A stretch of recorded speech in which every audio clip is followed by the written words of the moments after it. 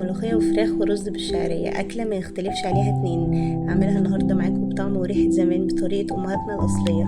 أعرفكم كمان طريقة الملوخية الصح بدون أي افتكاسات بطريقة أمهاتنا برضو. بس لو أول مرة تشوفوني أنا أسماء، ما تنسوش تتابعوني لو عجبكم الفيديو. اول حاجه نبدا بيها الفراخ. طبعا غسلتها كويس جدا بليمون وطحينه وملح، طريقتي المعتاده اللي انتوا عارفينها.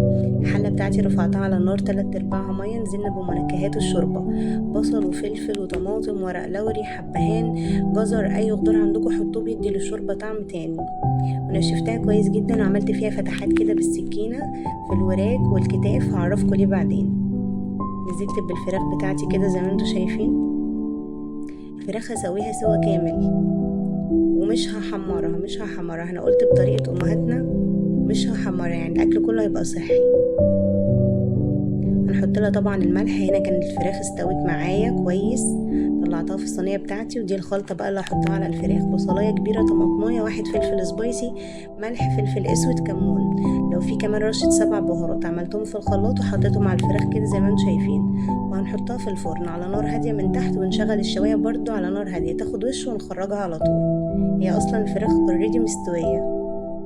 تاني حاجة بقى الرز بالشعرية. نزلت بمكعب كبير من الزبدة، وهنا الزبدة بتنقل الوصفة في حتة تانية، بتدي للرز طعم وريحة غير مختلفين يعني. لما ندمج الزيت مع الزبدة غير الزيت لوحده. ونزلت بكوباية واحدة من الشعرية، هبدأ أحمر فيها كويس. الرغوة دي طبعا رغوة الزبدة، عشان أحط الزبدة دايركت كده، مش مسيحاها ولا أي حاجة.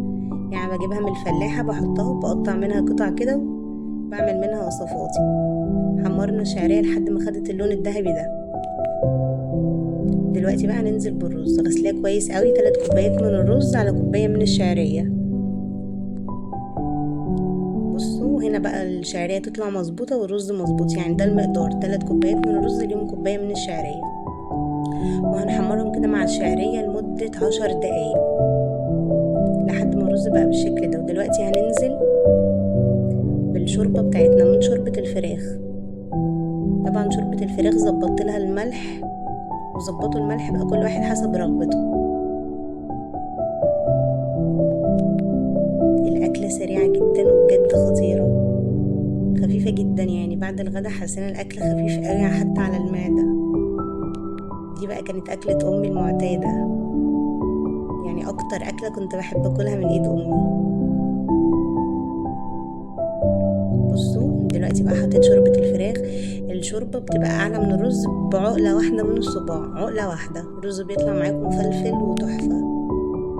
وظبطوا له بقى الملح حسب الذوق، وعلى نار عالية لحد ما الرز يشرب الشوربة تماما. وبعدين بنعمل النار شمعة وبنسيبه يستوي على الهادي. النار بتبقى شمعة خالص بعد ما الرز يشرب الشوربة. دلوقتي بقى ما شاء الله كان الرز بتاعي خلص. بصوا الجمال بجد، الرز طعمه وريحته تجنن. والمرحلة الأخيرة بقى الملوخية.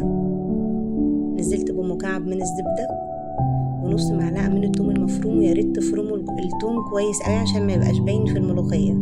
وزي ما قلت لكم هعملها بطريقة أمي بدون أي افتكاسات. يعني احنا بنقلل الملوخية الأول، ما بطشش الملوخية في وشها ولا أي حاجة، بطريقة أمي زي ما قلت في أول الفيديو. بنشوح التومة كده مع الزبدة على نار هادية عشان التومة ما تتحرقش.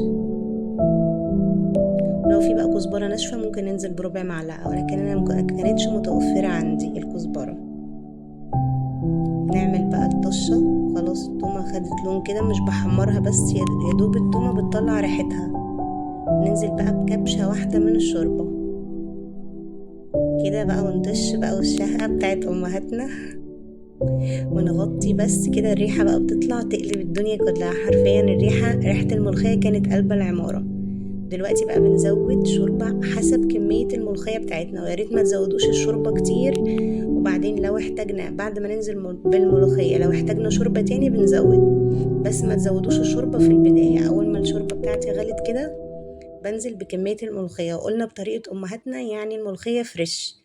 الملوخية جبتها اتقطفت واتخرطت بطريقة أمهاتنا. أنا ما بحبش الملوخية المجمدة، ولا بيبقى لها طعم ولا ريحة. زي ما قلت بطريقة أمهاتنا يعني ملوخية فريش. طبعا أي أم بتعمل ملوخية الفريش. أنا أمي حرفيا عمرها ما عملت الملوخية المجمدة، يعني دايما لما باكلها من ايدها بحس بطعم اقوى من المجمدة زي ما قلت، ولا ليها طعم ولا ريحة. نزلت كده بكمية الملوخية بتاعتي وابتدي اقلبها بالمضرب عشان تفك في الشوربة.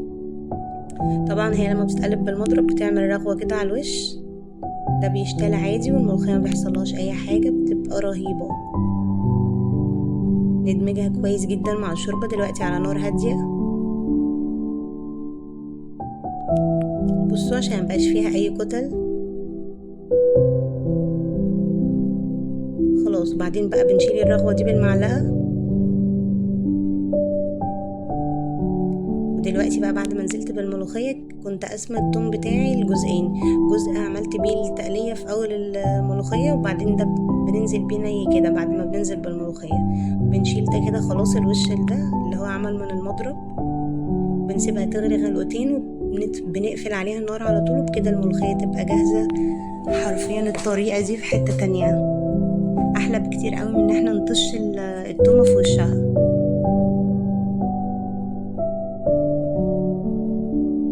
خلاص كده انا قفلت على الملوخيه، اديت لها كده قلبتين بالكبشه، ويفضل ان احنا ما نغطيهاش بالغطا عشان الملوخيه ما تسقطش منكم في الحله.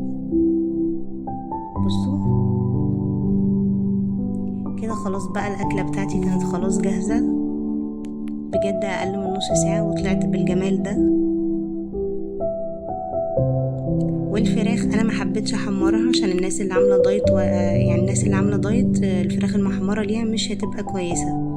فالفراخ انا بحب احطها في الفرن تاخد كده لون وتطلع على طول، ما بحبش الفراخ المتحمره في الزيت ابدا. اتفضلوا معانا بجد، الغدا في حته تانية طعمه حلو جدا.